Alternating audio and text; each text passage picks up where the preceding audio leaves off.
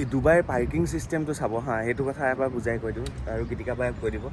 এইটো আচলতে পাৰ্কিঙৰ যেনে মিটাৰ থাকে, SMS দ্বাৰা পাৰ্কিং কৰিব পাৰোঁ। গাড়ী নম্বৰটো থাকে আৰু পাৰ্কিঙৰ এটা নম্বৰ থাকে প্ৰত্যেক পাৰ্কিঙৰ। এইটো ইয়াৰ নম্বৰ হৈছে 214C। ওকে, এইটো নম্বৰটো জোন এটা কোডৰ থাকে। ওকে ওকে, 214C মোৰ গাড়ী নম্বৰ। 214C মাৰি মই 1 ঘণ্টা 2 ঘণ্টা 3 ঘণ্টা যিমান দেৰি কাৰণে মই বিচাৰিছোঁ পাৰ আৱাৰ 2 দিৰামকে কাটে। ওকে, 2 দিৰামকে কাটি 2 দিৰাম মানে প্ৰায় 45 টকা। 45 টকা পাৰ্কিং। সেই তেনেকৈ পাৰ আৱাৰ পাৰ্কিং আমাৰ ইয়াত প্ৰত্যেক জেগাতে তেনেকৈ আহে। মাজে মাজে যদি চেকিঙত আহে তেওঁলোকৰ এটা মেচিন থাকে, পাৰ্কিং দিয়া আছে নে নম্বৰটোৰ লগত ওলাই যায়। যদি কেনেবাকৈ মিছ হৈ যায় 15 মিনিটমান গ্ৰেছ পিৰিয়ড থাকে, 15-20 মিনিট। যদি সেইটো পাৰ হৈ যায় 400 দিৰাম ফাইন। বাপৰে, এতিয়া গীতিকা বাৰ গাড়ী ইয়াত পাৰ্ক কৰা আছে।